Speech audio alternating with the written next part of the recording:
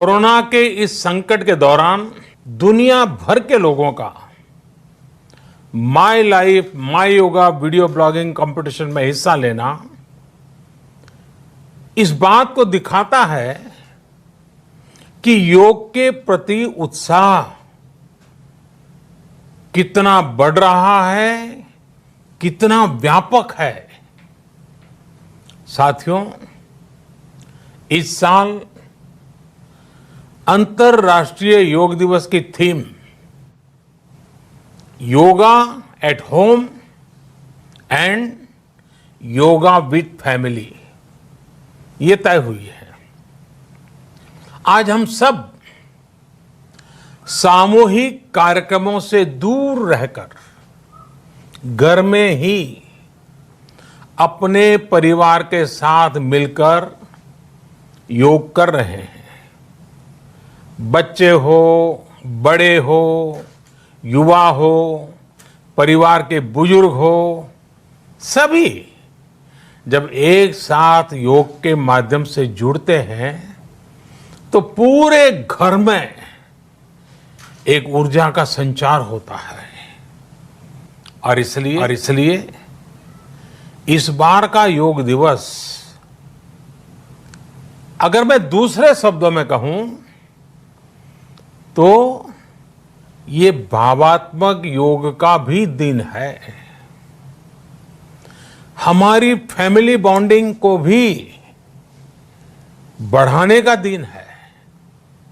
साथियों, corona pandemic के कारण आज दुनिया योग की जरूरत को पहले से भी अधिक गंभीरता से महसूस कर रही है।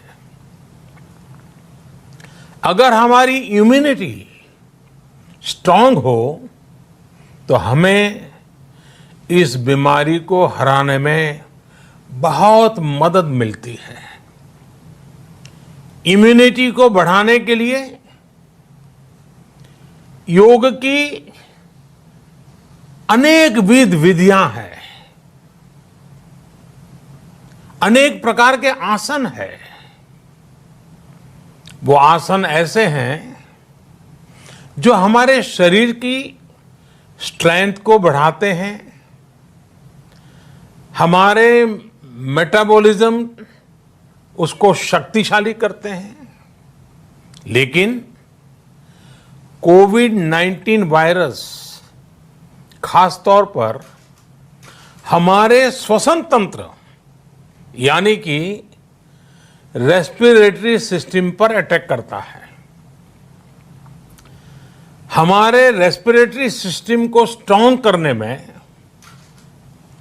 जिससे सबसे ज्यादा मदद मिलती है वो है प्राणायाम।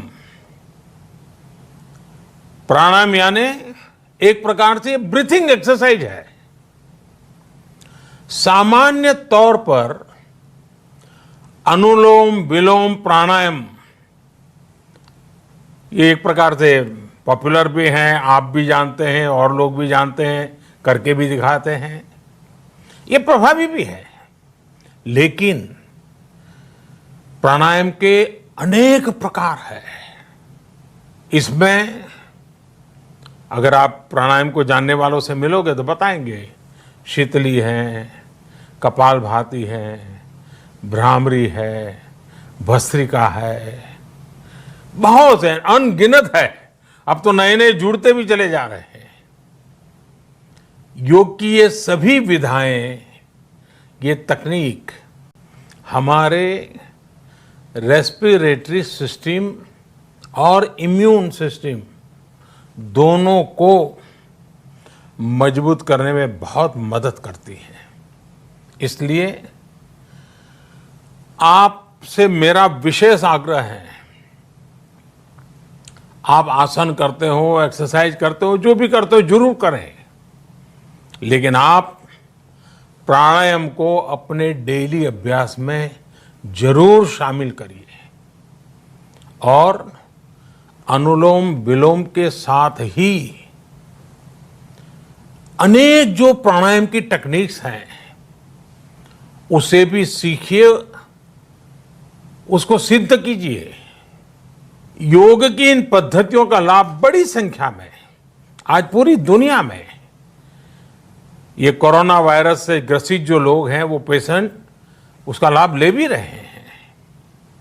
योग की ताकत से उन्हें इस बीमारी को हराने में मदद मिल रही है। साथियों, योग से हमें वो आत्मविश्वास और मनोबल भी मिलता है जिससे हम संकटों से जूझ सकें और जीत सकें। योग से हमें शांति मिलती है, मानसिक शांति मिलती है, संयम और सहन शक्ति भी मिलती है। स्वामी विवेकानंद जी कहा करते थे, एक आदर्श व्यक्ति वो है जो नितांत निर्जन में भी क्रियाशील रहता है और अत्यधिक गतिशील में भी संपूर्ण शांति का अनुभव करता है। किसी भी व्यक्ति के लिए ये एक बहुत बड़ी क्षमता होती है। जब बहुत ज्यादा विपरीत परिस्थिति हो तब भी एक्टिव रहना, थककर हार न मानना, बैलेंस रहना, ये सारी चीजें योग के माध्यम से हमारे जीवन में स्थान प्राप्त करती हैं, हमारे जीवन को बदल देती है, ताकत देती है। और इसलिए आपने भी देखा होगा, महसूस किया होगा, योग का साधक कभी संकट में धैर्य नहीं खोता है। योग का अर्थ ही है समत्वम योग उच्यते, अर्थात अनुकूलता, प्रतिकूलता, सफलता, विफलता, सुख, संकट, हर परिस्थिति में समान रहने, अडिग रहने का नाम उसी तो योग कहते हैं। Friends, yoga enhance our quest for a healthier planet. It has emerged as a force for unity and deepens the bonds of humanity. It does not discriminate. It goes beyond race, color, gender, faith, and nations. Anybody can embrace yoga. All you need is some part of your time and empty space. Yoga is giving us not only the physical strength, but also mental balance and emotional stability to confidently negotiate the challenges before us. Friends, if we can fine-tune our course of health and hope, the day is not far away when world will witness the success of healthy and happy humanity. Yoga can definitely help us make this happen. साथियों, जब हम योग के माध्यम से समस्याओं के समाधान की बात कर रहे हैं, दुनिया के कल्याण की बात कर रहे हैं, तो मैं योगेश्वर कृष्ण के कर्मयोग का भी आपको पुनः स्मरण करना चाहता हूं। गीता में भगवान कृष्ण ने योग की व्याख्या करते हुए कहा है, योगः कर्मसु कौशलम, अर्थात कर्म की कुशलता ही योग है। Efficiency in action is yoga. ये मंत्र सदा सर्वदा हमें सिखाता है कि योग के द्वारा जीवन में अधिक योग्य बनने की क्षमता पैदा होती है अगर हम अपना काम अनुशासन से करते हैं, अपना दायित्व निभाते हैं, तो भी एक तरह का योग ही है। साथियों, कर्मयोग का एक विस्तार और है। हमारे यहां कहा गया है, युक्त आहार विहारस्य युक्त चेष्टस्य कर्मसु युक्त स्वप्नावबोधस्य योगो भवति दुखा। अर्थात सही खान पान, सही ढंग से खेलकूद, सोने जागने की सही आदतें और अपने काम, अपनी ड्यूटीज को सही ढंग से करना ही योग है। इसी कर्मयोग से हमें सभी तकलीफों और समस्याओं का समाधान मिलता है। इतना ही नहीं, हमारे यहां निष्काम कर्म को बिना किसी स्वार्थ के सभी का उपकार करने की भावना को भी कर्मयोग कहा गया है। कर्मयोग की यह भावना भारत के रग रग में रची बसी है।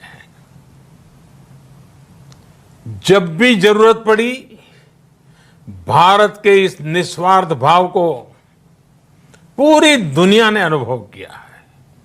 साथियों, जब हम योग से चलते हैं, कर्मयोग की भावना से चलते हैं, तो व्यक्ति के तौर पर, समाज के तौर पर, देश के तौर पर हमारी शक्ति भी कई गुना बढ़ जाती है।